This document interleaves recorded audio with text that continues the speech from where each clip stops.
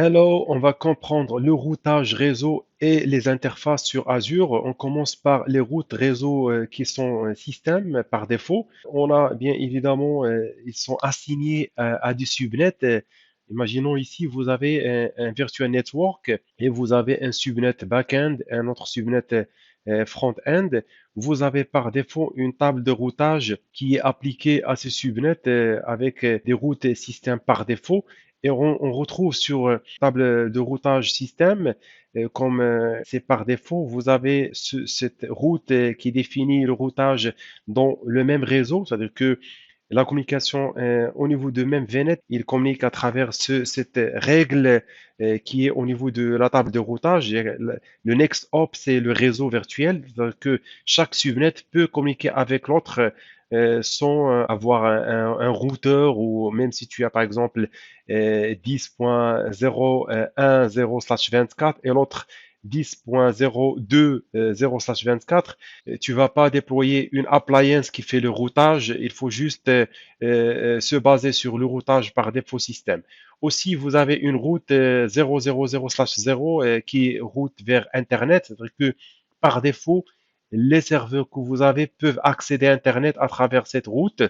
Et aussi, vous avez les trois routes qui sont relatives à la RFC 1918. Et c'est par rapport au réseau 10.00/8, 192.168.00/16 et 164.00/10. Tous ces trois réseaux, il n'y a pas de routage externe, c'est-à-dire que si tu utilises ces réseaux, il y aura le routage interne. Donc, il n'y a pas donc un routage, le next hop vers, par exemple, Internet où ils sont pas routés ces réseaux.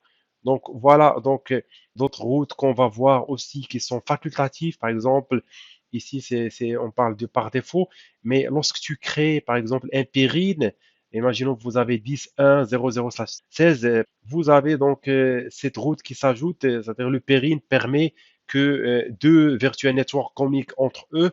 Vous aurez donc cette route qui s'ajoute, qui permet de la connectivité inter-VNet.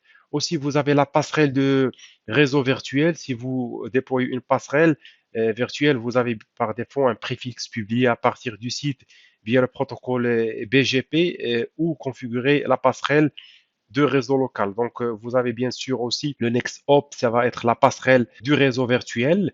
Donc, dès que vous déployez cette passerelle, vous aurez cette route qui s'ajoute au niveau de la table de routage par défaut.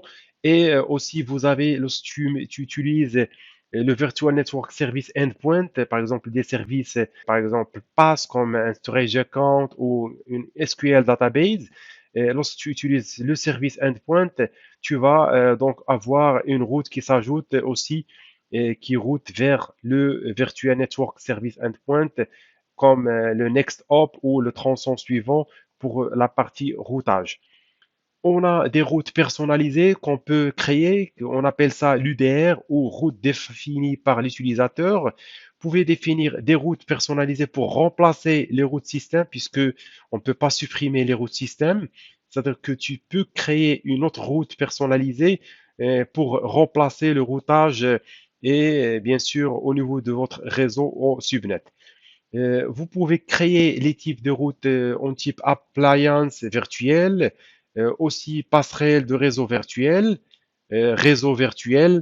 Internet et aucun. Donc, vous avez toutes ces possibilités que vous pouvez utiliser pour la création de la route personnalisée. Vous avez ici ce schéma qui est un peu décrit. Vous avez un virtual network. Vous avez deux subnets ici, back et front. Vous pouvez par exemple ici définir l'UDR pour router par exemple au niveau front. Au lieu qu'il passe directement au back, il peut passer par une appliance que vous pouvez déployer. C'est comme un routeur et rediriger votre trafic là, puisqu'on sait que si tu mets pas cette UDR, le trafic à l'intérieur du VNet, c'est par défaut, il passe par le système route, ils communiquent entre eux, mais tu peux rediriger vers un routeur que vous pouvez déployer en type appliance virtuelle. On a les priorités des routes. Si plusieurs itinéraires contiennent le même préfixe d'adresse, Azure choisit le type d'itinéraire en se basant sur l'ordre de priorité suivant. Le premier, c'est l'itinéraire défini par l'utilisateur, l'UDR. Après, l'itinéraire Border Gateway Protocol BGP. Et puis, l'itinéraire système qui est par défaut.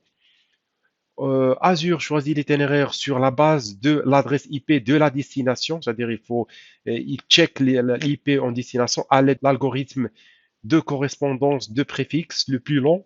Par exemple, vous avez un trafic destiné à l'IP 10005 et vous avez les routes suivantes. Vous avez ajouté par exemple la route du type user personnalisée avec le 10.00/16 vers Internet et une autre route 10.000/24 vers une Virtual Network Gateway, sachant que l'IP 10.005 fait partie des deux réseaux. Comment le routage va fonctionner? Eh bien, évidemment, il va utiliser la deuxième route puisque c'est slash 24, c'est une plage plus réduite que slash 16. C'est une plage qui est un peu plus grande. Donc, Azure va utiliser cette route pour router votre réseau vers Azure. On verra donc ça en détail dans le module, la partie routage entre les VNet et on va voir comment on va créer les routes tables et comprendre bien l'appliance qu'on peut définir pour router inter-VNet en passant par une appliance. On va voir maintenant une démo dans le portail Azure. Voilà, donc j'ai eu une machine virtuelle qui est déjà déployée. Ce que je vais faire, je vais juste se connecter à la machine virtuelle et voir au niveau networking. Je sélectionne networking et vous avez effective rules que vous pouvez cliquer ici.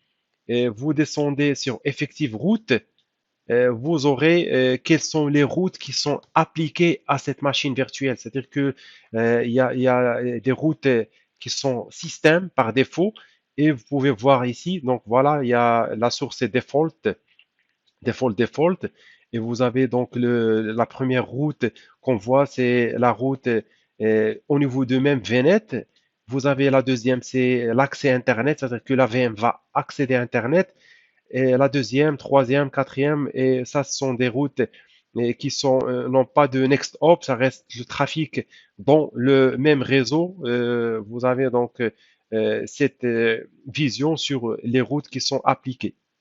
Imaginons si vous créez une route personnalisée, par exemple, vous voulez pas que la VM accède à Internet, et vous pouvez créer une UDR, une table de routage, et mettre, par exemple, la source, c'est 000/0 et next hop, vous mettez, par exemple, pas Internet, vous mettez aucun, comme ça, il n'y aura pas accès Internet comme destination et vous allez bloquer le trafic Internet à travers une route que vous pouvez définir au niveau votre route personnalisée UDR.